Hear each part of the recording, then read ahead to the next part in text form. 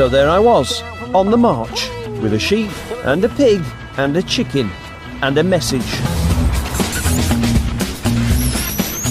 And all I could think about was, how did it come to this? I was supposed to be making a programme about disgusting meat. I don't like that. But let me tell you, it was a journey involving, amongst other things, a load of chicken skin. Oh, jeez. A rather peeved Chef Ramsay. These Australian lamb shanks that you said were shit in a bag, they're on sale at Booker. They're on sale at Booker at the moment, and as you're the face of Booker... A fish. It worked! They couldn't keep away from the flesh! Look at this! Look at it! Some meat-making machinery. He just wants to know a bit more about the process, how it works, how... That I wasn't allowed to see. Some young ladies in bat bikinis. Whoa! Look at me! Oh Look my at me! My goodness. Nice babs. And a whole load of techniques our food manufacturers use to put far less meat and far more crap into their products, and how they get away with slipping in the bits of animal that you probably don't want to be eating. But anyway, I now had a message for the Food Standards Agency. We can't write shit. What? We're not allowed to write shit. Why not? We're the BBC, we're expected to maintain certain standards. That's what, you know, that's the point we're making. You know, by eating this shit, you can save animals.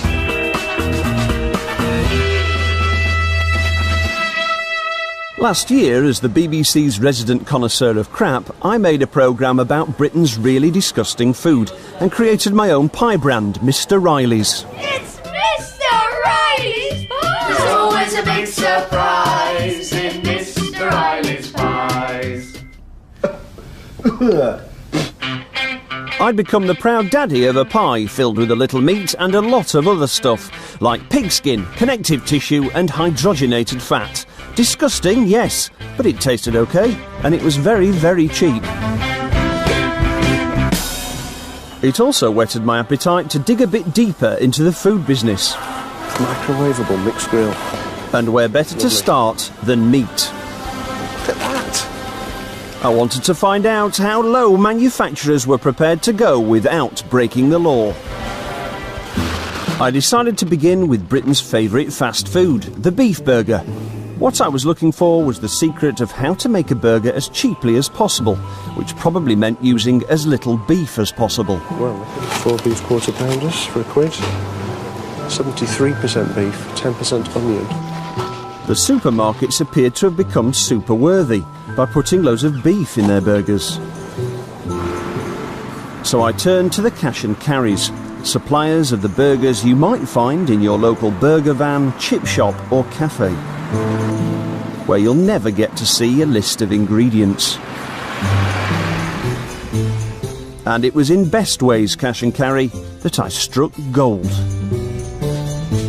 Butler's Burgers.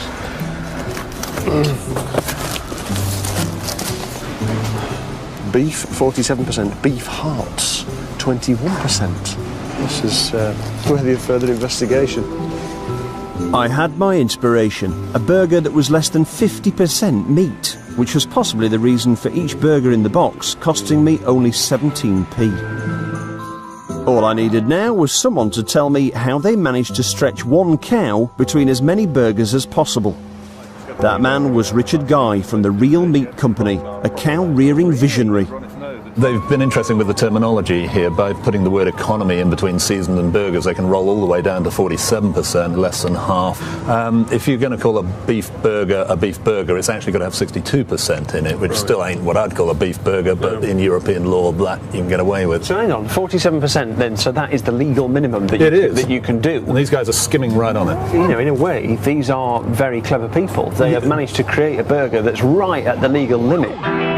So if you've been making your beef burgers to the letter of the law and using 62% beef, stop right there, because the FSA, our Food Standards Agency, have decreed that by just inserting the magic word economy, you can drop the beef percentage right down to 47%. Of course, that leaves you having to make over half your burger out of other things.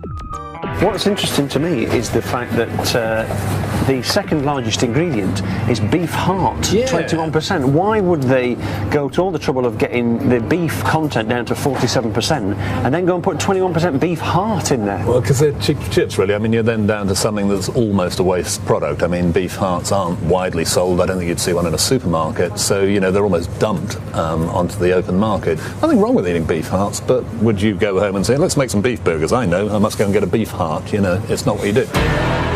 Well, if your name was Mr. Riley, that's exactly what you'd do. Richard was going to help me create my own economy burger, inspired by the ingredients listed on the Batley's Economy Burger box. Is this beef? Yeah, this is beef tail. Oh, is that tripe? Oh, yeah, that looks horrible. Tripe. First, we needed to get hold of that vital cow ingredient, the heart. Look at the size of it. Yeah, it's all protein with a little bit of fat on the outside. An unhealthy cow. Looks perfect. Obviously, my burger was not going to be only heart. We did have to use some other bits of the cow. Any old beef will do for what we're doing. But Okay, what's this thing here? It's got a nose. A nose. Oh, it's a nose. Oh, yes. Oh, we'll take that then. And do you have any actual beef fat on its own? Just fat. Yeah, could we have some of that as well? That's it there. Do you usually sell beef fat? It's rubbish, isn't it, really? Yeah. Probably just throw it in the bin. Yeah. So, but we'll have it. Where's the ton, this? I'll tell you what, we're going to do a lot of burgers out of this mixture. It was time to reverse engineer a burger for Mr. Riley. Richard had an in a posh butcher's. Very posh. I'll actually have to make a phone call to see if you can put cow nose in. I don't know what part of the animal that counts as.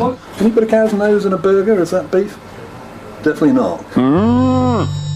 Don't despair if you've already rushed out and purchased a cow's nose. If you remove its hairs by waxing or shaving, you might find a place for it in some sort of a stew. Luckily for me, my cow's nose was attached to my cow's cheeks, and they were fine to put in a burger. It's another bit there. Cheeks. Cow's cheeks. Cheek meat's allowed. Really? Yeah. Oh, that's good. Put that in. Heart. That's quite nice, isn't it? Yeah, it's like any heart. It's just a muscle. Oh, look at that, look at that. Oh, it's like a banjo. I bet that's a bit chewy. Of the meat we put in, we can include within that meat 25% fat, and then we can add fat in after as well. That's lovely, lovely white, thick, saturated fat. Now, seeing as this is a programme about meat, well, meat and fat and heart and things, I won't bore you with the rest. Suffice it to say that we also had to add a load of rusk to bulk it out, and a fair sprinkling of chemicals to make it stick together and last a long time. Yet another one to delay the rancidity of the fat. Mince! Yeah, look at the fat.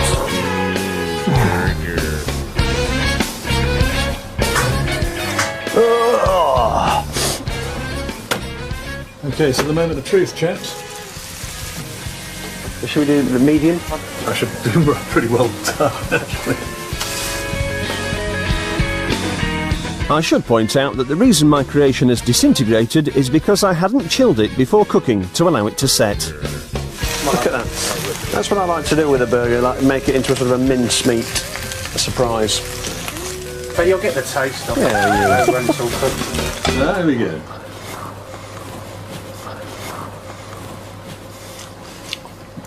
Horrible. It's gooey, isn't it? Horrible. Chamber. Not that bad.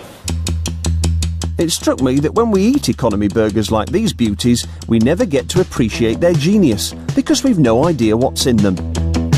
I decided to take my own Batley's-inspired economy burgers to the street and reveal all.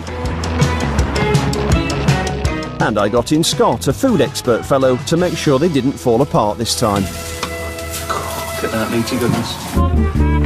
I was in the mood for something hot and tasty. Hi there. Do you want to come and try some barely legal burgers? Well, it's 47% beef. Oh, that's too big right there. And what's the other? 50? Well, water and rusk, and it's 21% beef heart. Oh, wicked. Oh, that's amazing. It didn't take many burgers or many cow hearts before I was ready to draw some conclusions. By and large, people have liked the taste of the burger. I had sheep's testicles in Mongolia and they weren't very nice, but it's alright. I liked it. I don't know if that's the booze talking, but they like the taste. They think it's quite a meaty taste. How does it rank with other burgers you've eaten? I've had a few beers. I've got to say, went down wicked. The beef heart has been a little bit controversial. What do you think? What's in it? Yeah. What do you think about heart? Would you normally eat a heart? I knew it was part before when I've eaten it. Some people said, yeah, well, it's part of a cow. I understand the point, but to me it doesn't make it less attractive. Well, that's good. That's good. Because I'm a meat eater. Others have spat it out. The secret ingredient is beef heart. What do you think? Cute, mate. Or run off screaming. Oh my God! You happy with that? She wasn't happy with that, was she? But won't do any harm. They're totally legal. Just. The truth was, most people seemed to quite like my barely legal burgers, at least until they found out what was in them. I had to accept that advertising the ingredients was never going to work, but I was determined Batley's economy burgers didn't go uncelebrated. Oh shit, pulled it too tight. I thought if Batley's economy burgers announced themselves as barely legal, they'd get the recognition they deserved. So, I devised them a marketing strategy. Look at this. Look at this. What do you think? Barely legal burgers. Look at my BAPs. These are the BAPs for a barely... I've not worked out the exact way of saying it yet, but this is a very significant part of the campaign.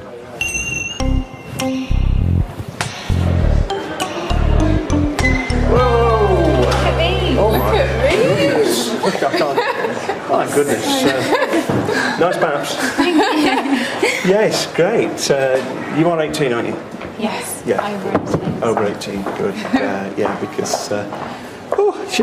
I've just lost my thread. What I was going to say, looking good. Shall we crack on to the burger place? Right, let's go. Great, come on then.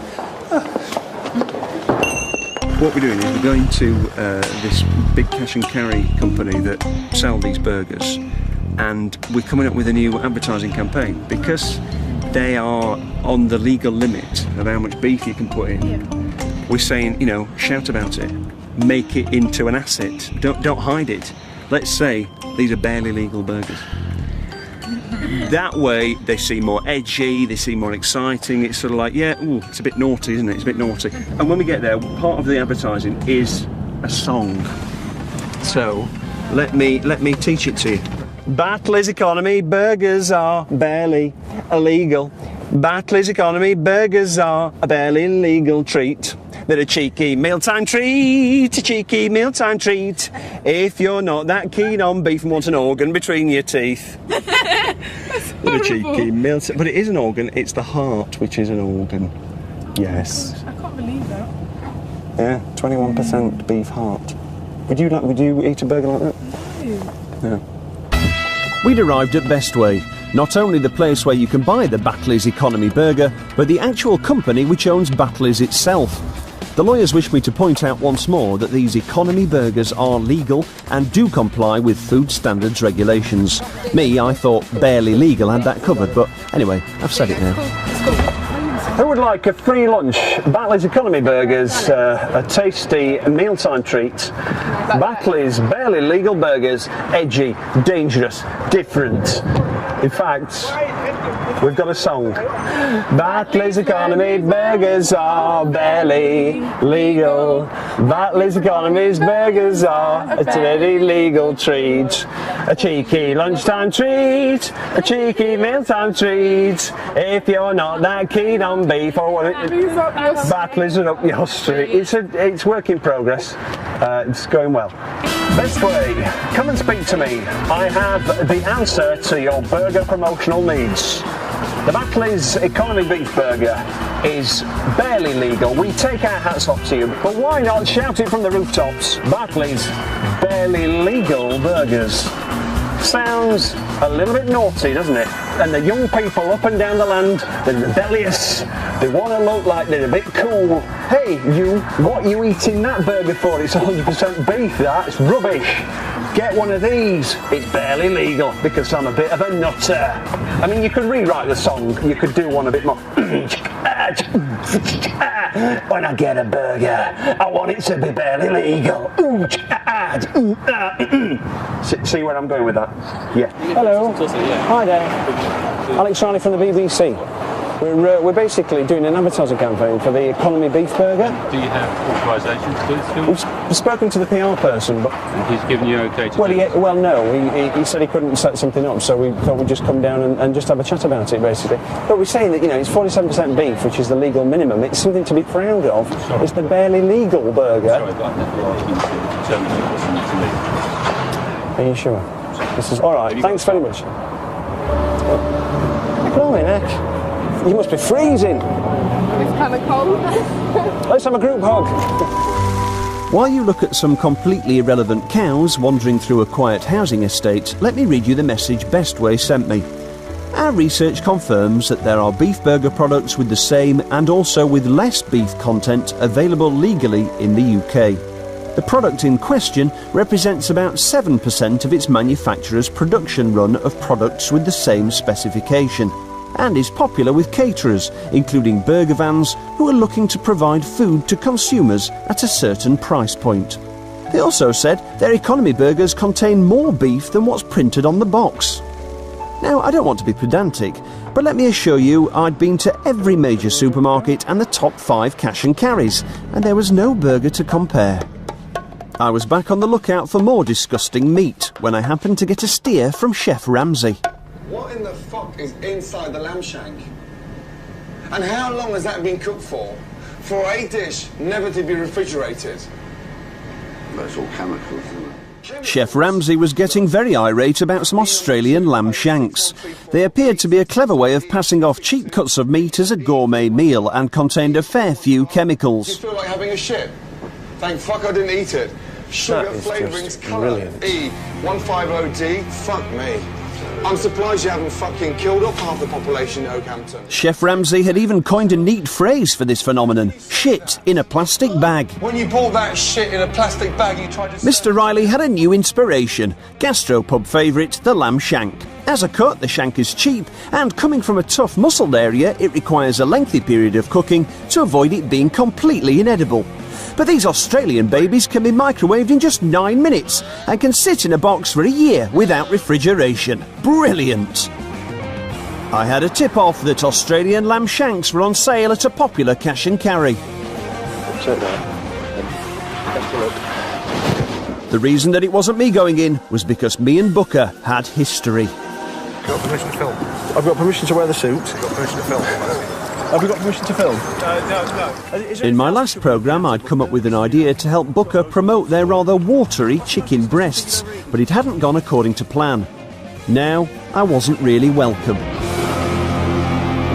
look at this. Australian lamb shanks. With Australian lamb shanks in my accomplice's undercover hand, the next step was obvious. A trip to see Ian, my local food technologist. A well-known television chef put us onto these. And the brilliant thing about this is the shelf life. Look at this. It's 1 year, and you don't actually have to put it in the freezer or even the fridge. It's room temperature. Yeah. Leave that. A year later, put it in the microwave. Bob's your uncle. It's the wonders of technology. They cook it till it's more or less sterile, add the necessary preservatives, and any flavour that may have been lost in the processing, you are allowed to put back in. That's a flavour enhancer that's used especially for meat E631. So basically, the process to actually make this sterile so that it lasts forever is going to take the flavour out of it. Oh yeah, but you're allowed legally to put the flavour back in. It's falling away from the bone. Probably here in this country, we'd say that was technology going too far. But those Aussies, bless them, you know, they've pushed it to the limit.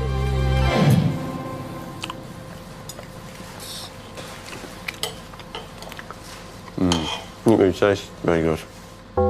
It seemed perfectly right for Chef Ramsay to take against the Australian lamb shank, but then I remembered something about the place it was being sold. I've opened the catalogue for Booker, and who should be in the front but celebrity chef Mr. Gordon Ramsay.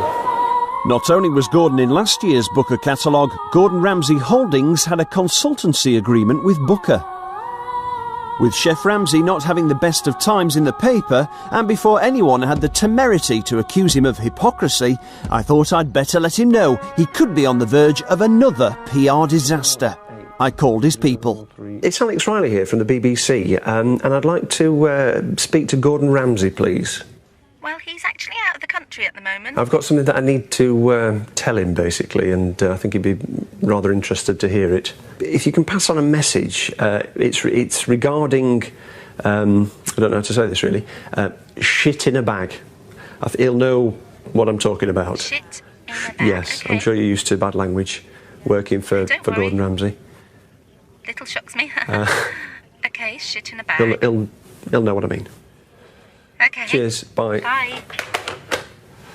Right, so she's passing it on to her boss, who deals with Gordon Ramsay stuff, and she's going to give us a ring back, apparently.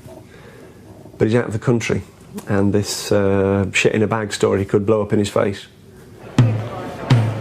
I couldn't hang around waiting for Gordon, so I decided to turn my attention to the cheap end of the chicken business. And where better to start than a huge international food expo in London. Now, as you might imagine, a meeting of the world's chicken folk wasn't that exciting, so I won't make you sit through it. But what I did find out was that one of the main ways to make a cheap chicken product is to get your chicken from abroad. Eastern Europe now is becoming a major player. There's more product now coming out of Poland and Hungary. And again, you've also got your Brazil, your Thailand. But cheap foreign chicken comes at a price. It's cheap, but it's not particularly great. Really? Any of this chicken in here, I'd be happy to eat. Anything from the Eastern Bloc, Holland, wherever, I'm not that keen. Is it because of what they've sort of pumped into it, or? Yeah. At the end of the day. But for cheap food manufacturers, this chicken is perfect, and a kind of miracle when you know what it's been through.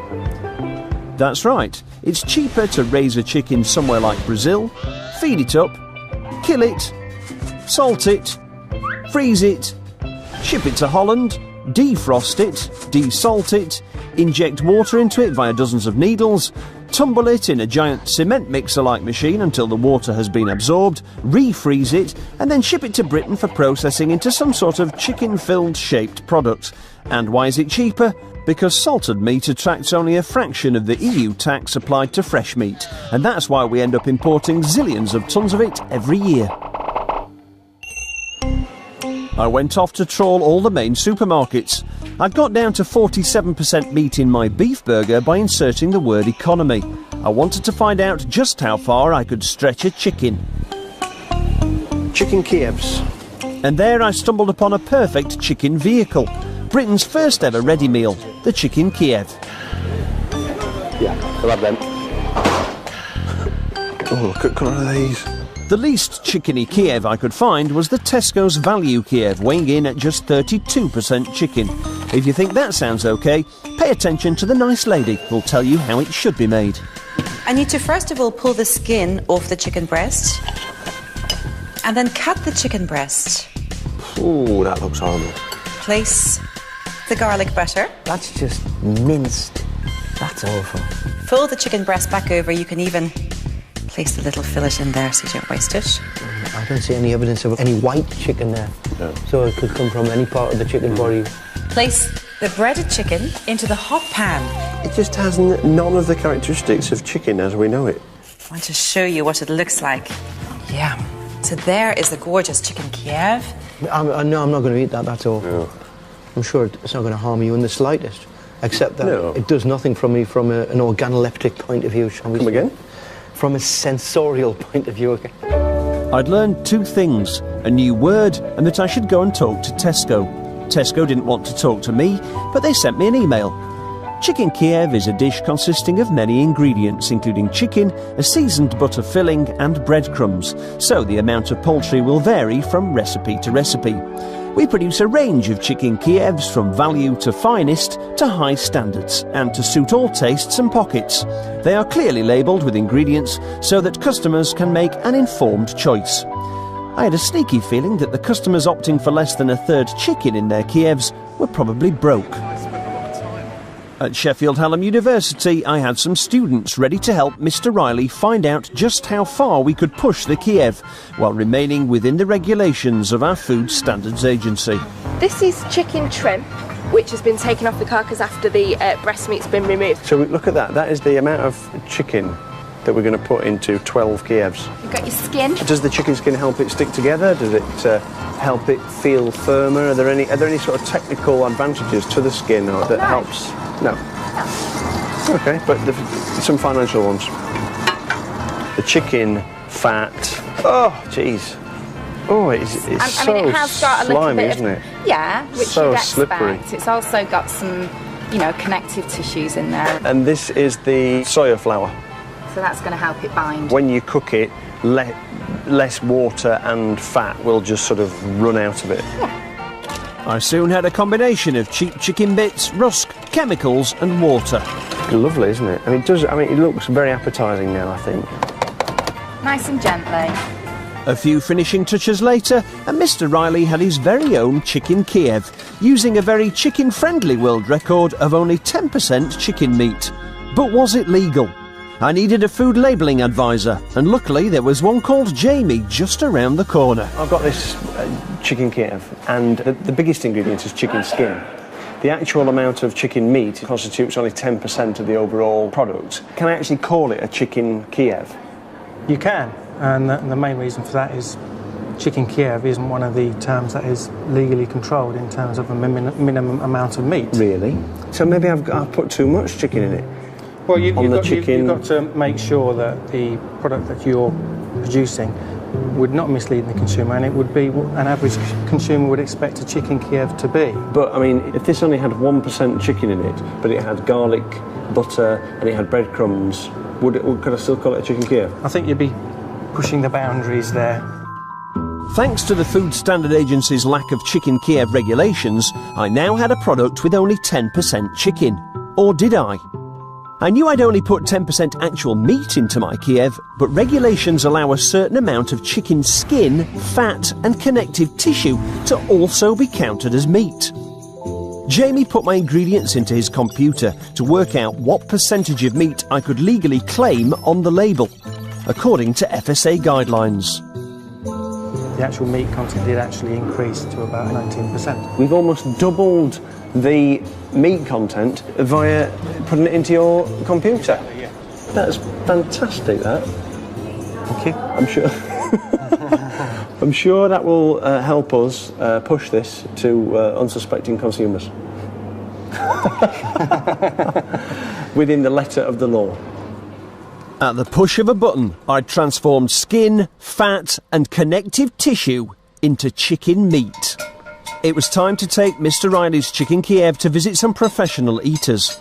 For the purposes of good experimentation and to prove that the students could cook nice food, they made a comparison Kiev from 100% minced chicken breast. Now obviously mine was actually 4 times as bad for you, but then it could be sold for a quarter of the price, if anyone could stomach it. In a sensory chamber tinted green to prevent visual stimuli affecting the result, the Kievs were rated on appearance, aroma and taste. Then personal emotive feedback was sought. It was soon clear from the handy colour coding of blue for good and red for bad that both Kievs had issues. No chicken smell, bland. And that even trained palates don't agree on everything. No garlic. Too much garlic. Bring on the acceptability graphic. Texture. Aroma. Flavour. Appearance. I won that one. Overall. And guess what? You all 10 of you preferred the premium product. So, well done. But before you sell your shares in Mr. Riley, let's remove the premium product from our graphic. On balance, when we look at the actual scores, it's not like it's unacceptable. No. It's slightly acceptable. So it sort of can pass. Yeah. Mr. Riley had come up with a slightly acceptable but completely legal chicken Kiev with 19%, well, really 10% chicken. But before I could get my Kiev to market, something came up. Chef Ramsay was back in town, and this was my chance to warn him that Booker, a company he promoted, was selling the very lamb shanks that he'd called shit in a bag. They were just round the corner, behind Waterstones on Piccadilly, where Gordon is supposed to be doing a book signing. I've got my Australian lamb shanks here, and I'm hoping to be able to get to him and warn him that Booker are selling these lamb shanks. You know, we're just trying to help. Hopefully he'll take what I've got to say in good parts, and I know he swears a lot, but I don't think he's necessarily a violent man. I bloody hope not. So I'm just going to say what I've got to say and hope that he can save himself from more embarrassment.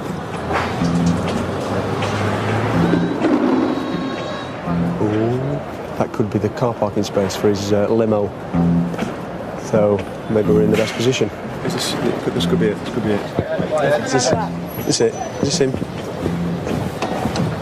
Gordon, Alex Riley from the BBC. These Australian lamb shanks that you said were shit in a bag, they're on sale at Booker. They're on sale at Booker at the moment, and as you're the face of Booker, can we just clarify one thing? What? First of all, I'm not the face of Booker. Okay. So what but did you work say? for them, don't you? You do some promotion for them. No, I don't.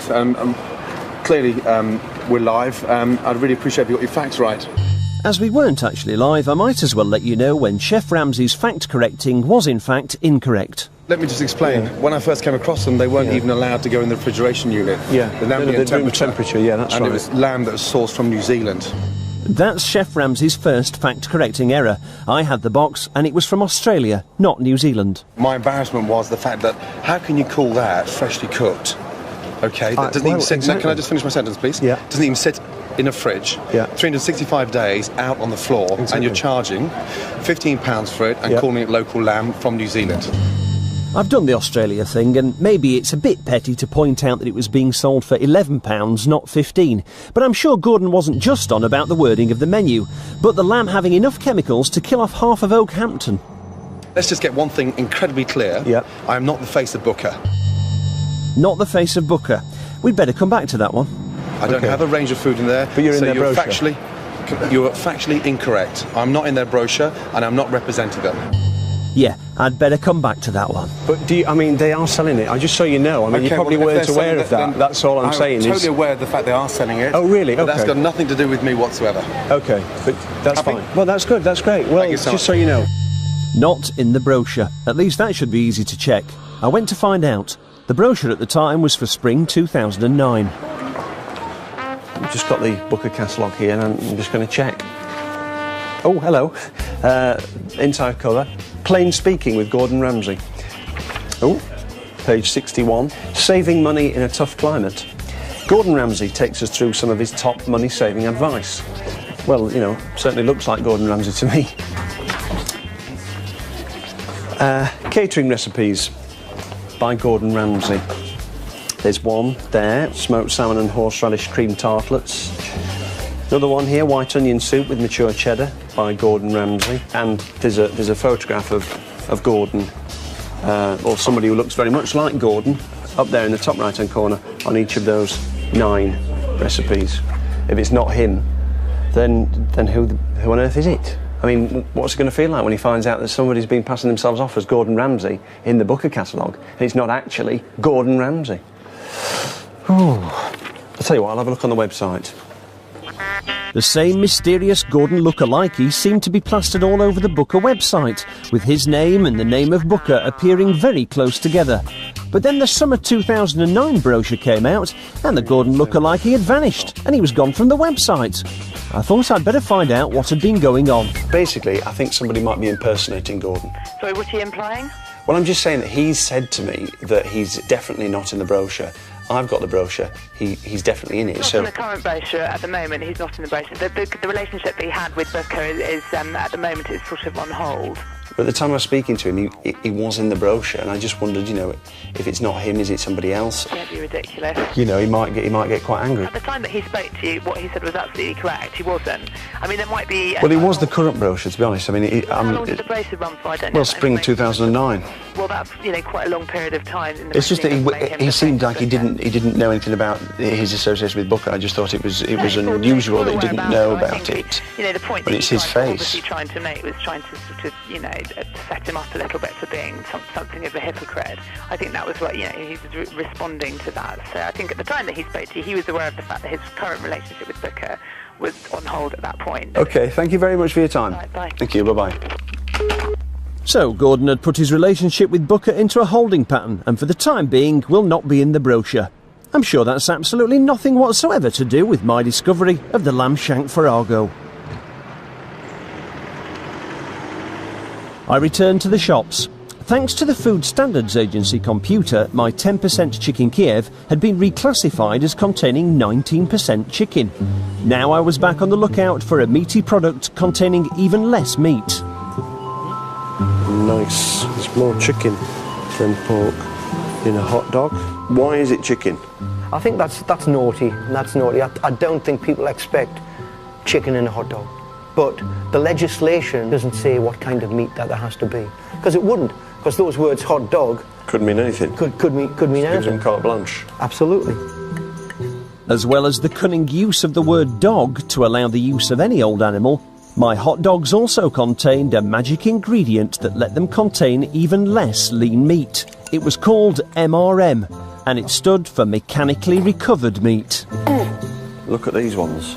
You've got to say this is a triumph of food engineering, because it's mainly water, and then in terms of meat content, there's 36% mechanically recovered chicken and 6% pork. It's legal, but I still think it's deceiving the customer. I don't think people buying something like that would expect to get some kind of processed, reclaimed, minced up chicken.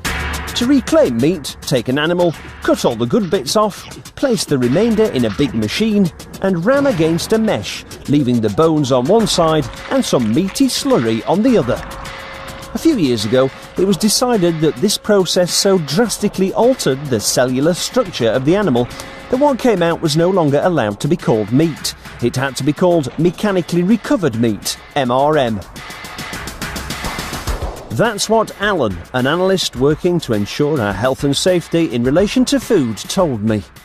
It's the traces of meat that can't be easily butchered off. Plus you've got quite a bit of sinew and gristle and rind and things in there as well, which when it's subjected to the pressure in the machines, it actually flows away as a slurry.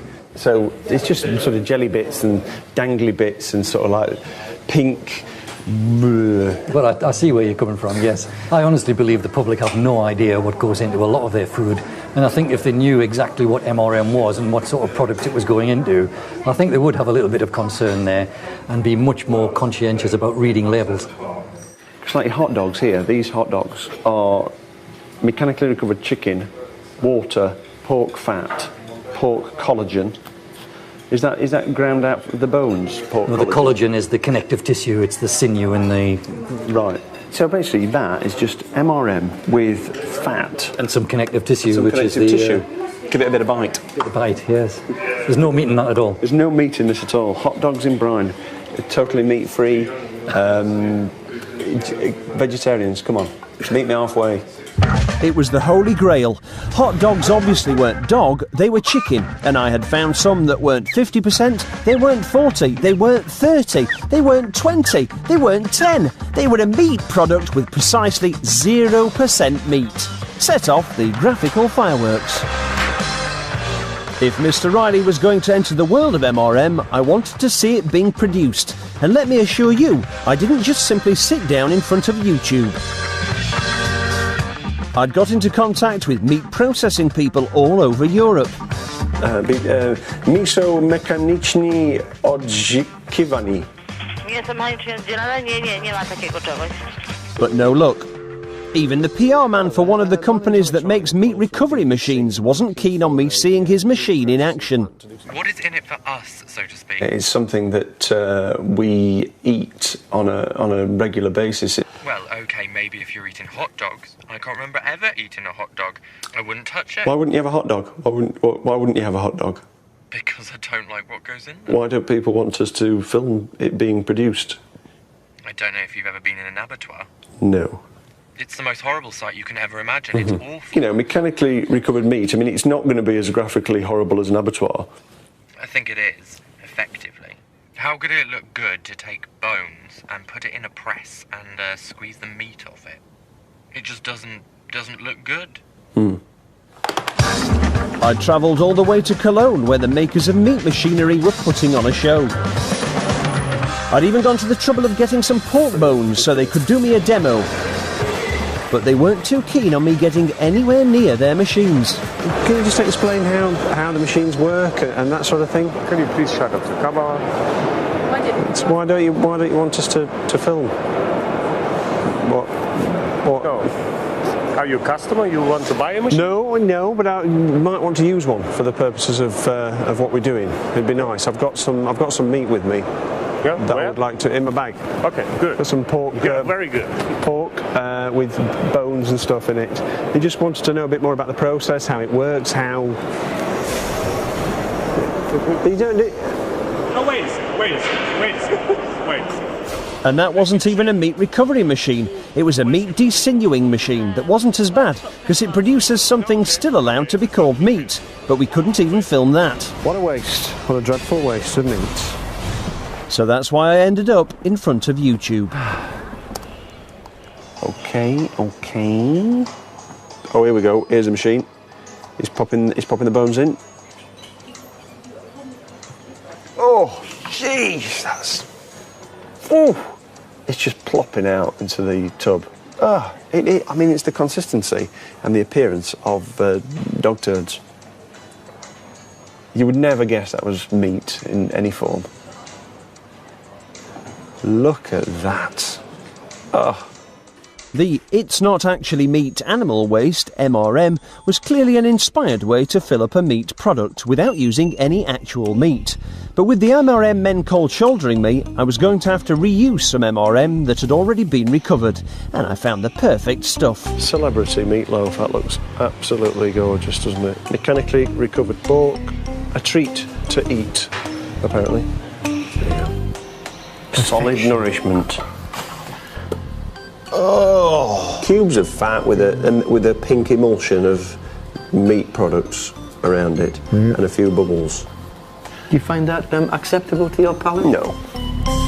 But with just a bit of work on the internet, I'd managed to find some celebrity meatloaf fans. I'm just off to meet them now to find out what it is they like about it, really. I'll be surprised. I think it tastes horrible. But, you know, there's no accounting for taste. At this point, I should probably clear up any misconception that this pocket of fans is human. Of course not, they're fish. In internet chat rooms worldwide, celebrity meatloaf is fast becoming the buzzword in bait, although not apparently in Milton Keynes. The fishermen I stumbled upon were, in fact, celebrity meatloaf virgins. Are they biting? No. No. Well, what are you fishing on? Maggots on one rod, spam on the other rod. Now, I've been on a couple of websites. I found that celebrity meatloaf is quite popular with anglers. Would you like to dangle it in front of a few fish, see what they think? I'll try. Watch out, fish, because the celebrity meatloaf is coming to get you. By the power of television, we jump forward 2 hours. What do you think? What do you reckon to that? It's got an aftertaste. That isn't very good. But we're not saying it's food, are we? We're saying it's bait. Yes. By the way, we haven't actually caught anything on the celebrity meatloaf yet. No, we haven't. However, we've not caught anything on maggot or corn or anything. So it's as good as the others so far. I didn't like to admit it, but I'd been up a dead end. Cheers. See you later. Bye. And then, just as I was leaving, something truly amazing happened. Alex! Hello. Come back. Look at how he's bending. Fair fish.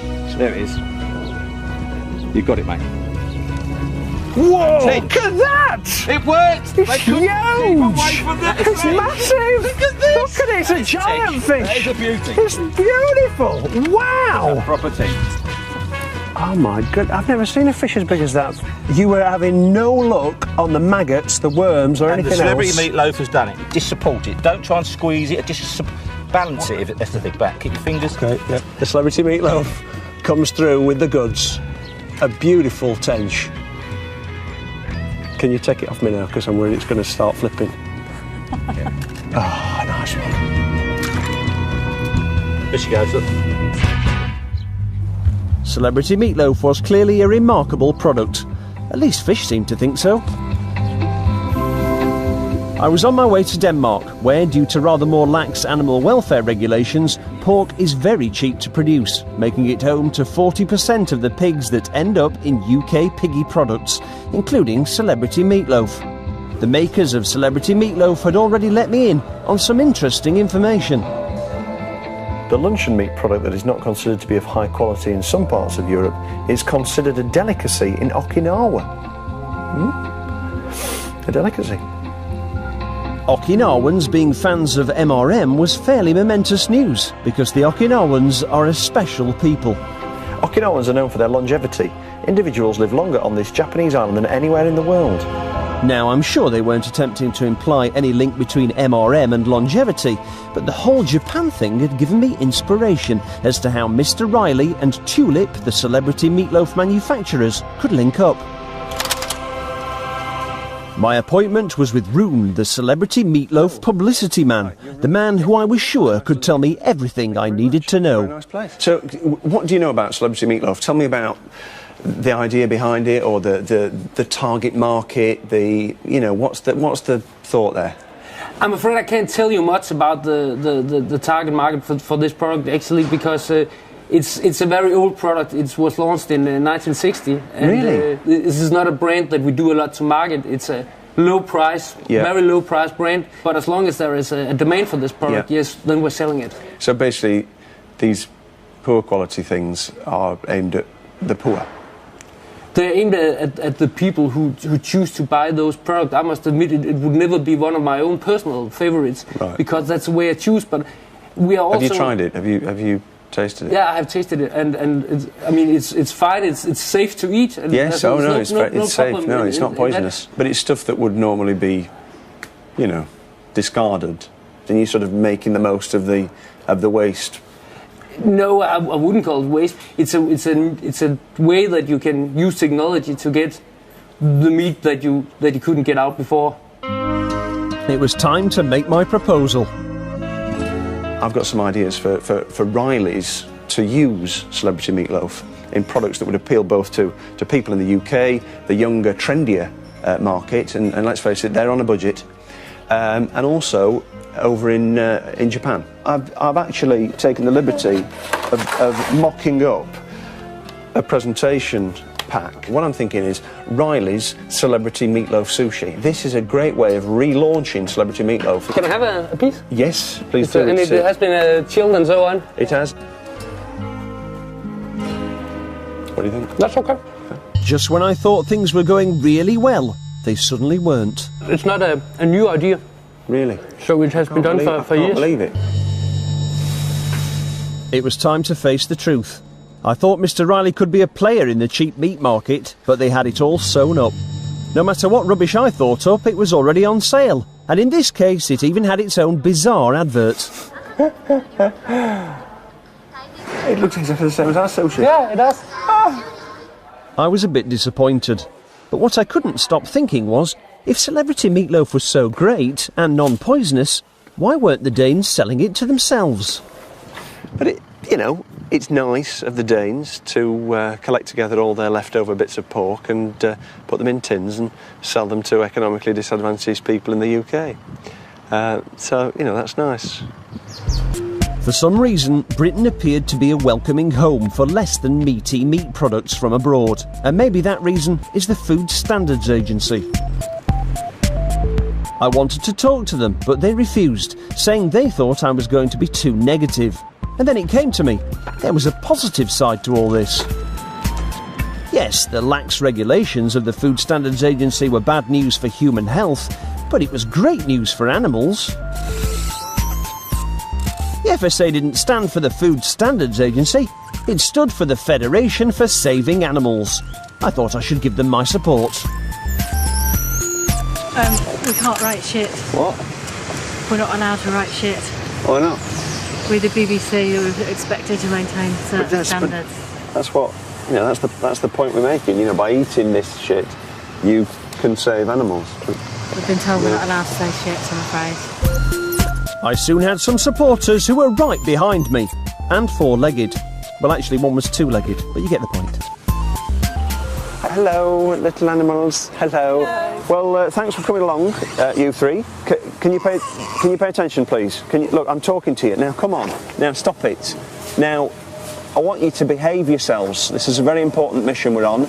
These people have been very kind to you by allowing us to use very few animals in our meat products, and I'd appreciate it if you looked your best, smiled, didn't make any unusual noises, and if you must go to the toilet, can you be discreet about it, please? On the count of 3, let me hear you say, yeah! 1, 2, 3. He did it! He actually did it!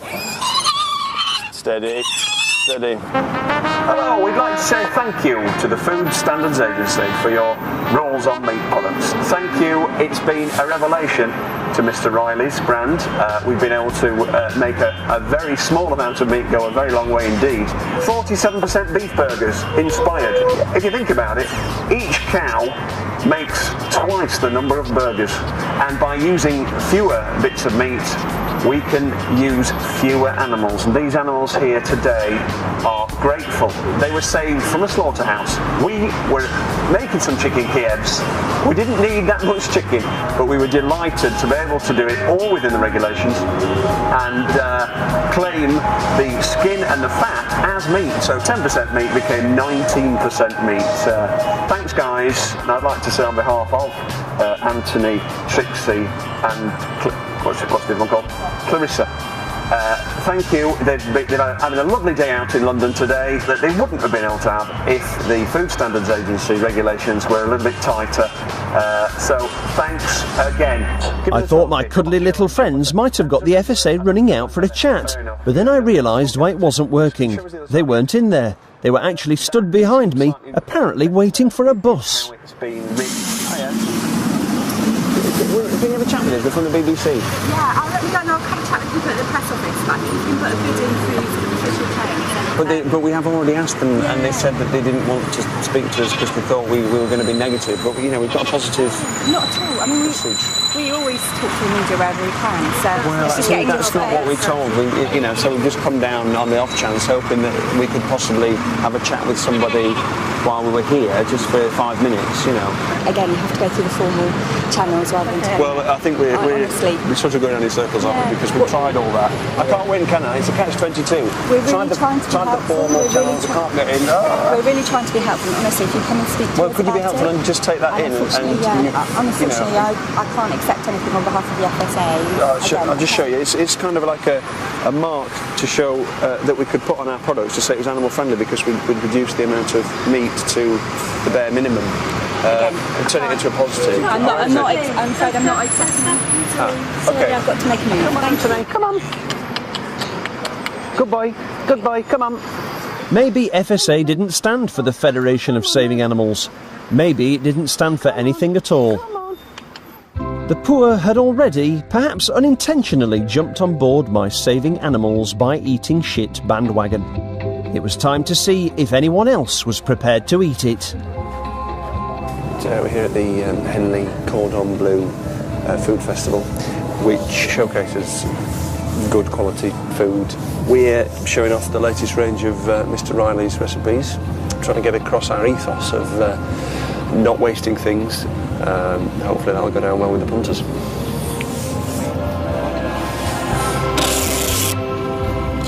Shit.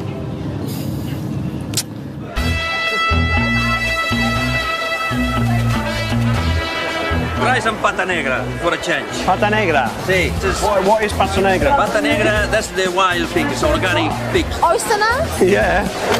The sophisticated world of pata negra and oysters was about to meet the world of Mr. Riley.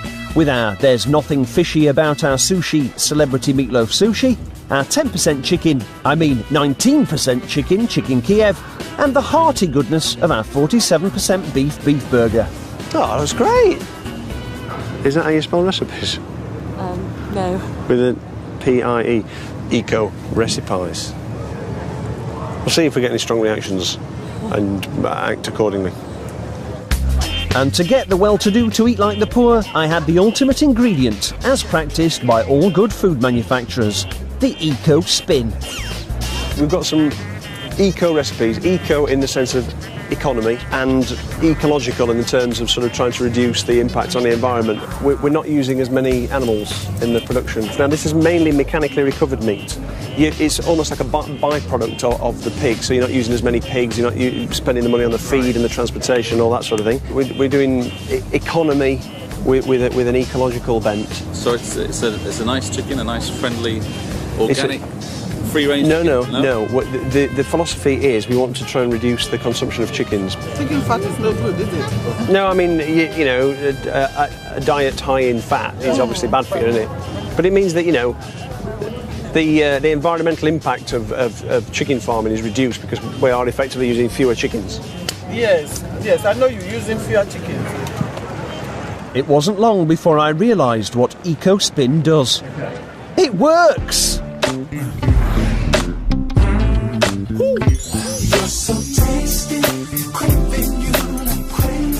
Very different to having it with fish. Do you like it? Yes, very pleasant.